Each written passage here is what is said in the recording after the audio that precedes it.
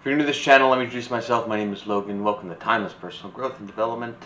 And today we're talking about, are people so goddamn anxious?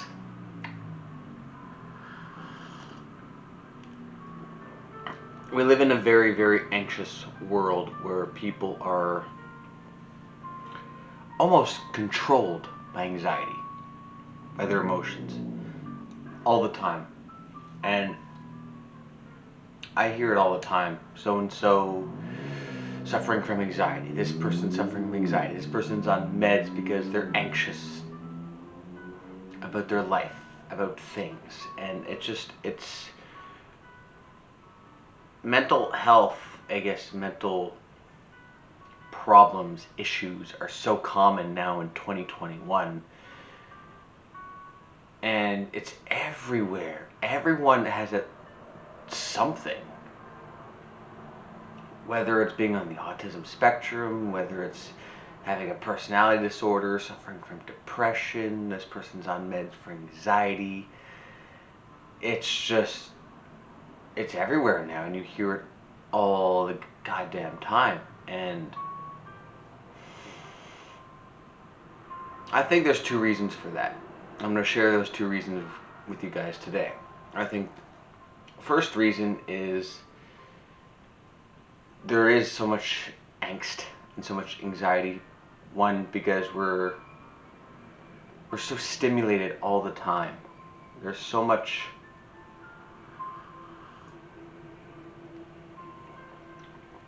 going around us all the time, and I think our digital age, when it comes to phones, when it comes to our media, when there's always a goddamn screen in front of us all the time, absorbing some sort of information, some sort of stimuli. Whether it's good stimuli, when it comes to the news, a lot of time it can be very toxic, very bad stimuli. And it causes a lot of angst. And it's everywhere. We're always connected to our phones. There's always moments, we're waiting at the bus stop. There's nothing to do. Oh, I gotta whip out my phone. Getting stimuli, getting something, texting someone on our online dating sites, doing something with our phones. There's never a lot of moments now where people just sit in a quiet room by themselves and just be a person and just sit down. Or just go into the woods, go to nature. Leave your phone at the house and go for a walk through the woods. And you'll feel different. And you'll actually feel how to me, in my opinion, I think how you're supposed to feel as a human being walking through the woods. You're not connected to anything, you're just connected to nature, to the earth, to the world, to the ground, to the things around you, to the trees, to the birds, the animals, the crunching of leaves. That's what we're supposed to be connected with. And I remember having a conversation with a friend and saying that he was saying if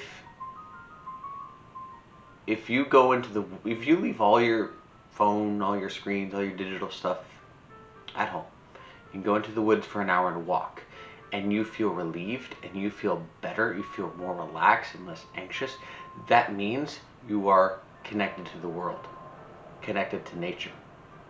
If you feel more anxious and more stressed when you go into the woods, because you don't have your screens, you don't have your phone with you, you don't have any notifications, it means you're disconnected from reality. You're too connected to what's going on the other side of that screen. You're too connected to it, and you need to be able to disconnect, and that's causing a lot of angst, a lot of anxiety. And you've ever noticed where sometimes a text message can cause such a anxious response, an angry response. Texting someone, like you're texting someone that let's say you're emotionally invested in, and they text you something that you may not necessarily like, and that causes a visceral angry response over a phone through a little message.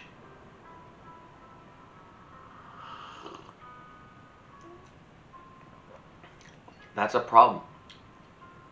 Or when you're having a conflict through someone through a phone, through an email, and they don't respond to your messages, and that creates, and I want answers. I need to solve this problem. Why isn't this person answering me? And it causes so much angst and frustration. That's a problem too. That's a huge problem. That can cause such an anxious response. You got to be able to learn to disconnect from that, and actually be able to talk to people in live time, in person, and be able to solve those conflicts. And we're, like I said, we're so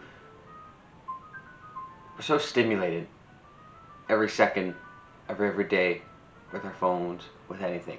And I think it's a good habit to get into when we have those down moments, those moments where you would usually pick up your phone. Instead of a phone, pick up a book. You know, actually, I honestly, when I feel a book, pick up a book instead of a phone, and I read for a bit, I actually feel better.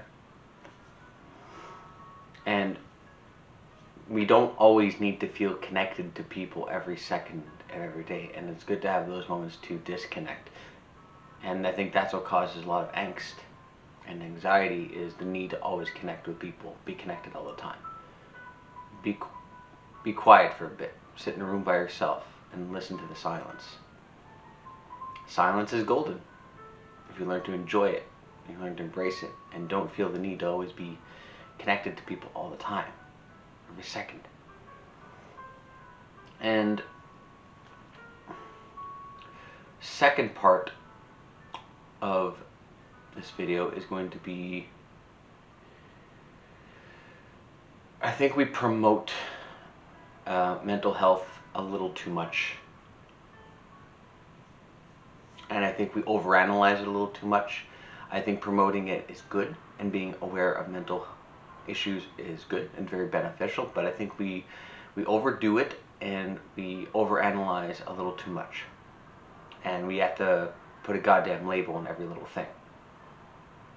And there's lots of stuff out there. There's autism spectrum, narcissism, anxiety disorder, schizophrenia. There's like almost a disorder for every little thing now, and I don't think everything needs to be labeled. Oh, I'm stressed, I'm having a really bad day, I must be suffering from something. No, you're just having a bad day. You're just stressed. Go do something that de-stresses you. And something like prescribing antidepressants, I think doctors give it away too much and too goddamn easily. I'll share a little short story with you. A few years ago, it was like a long time ago, it was like maybe 12, 13 years ago, in my early 20s, and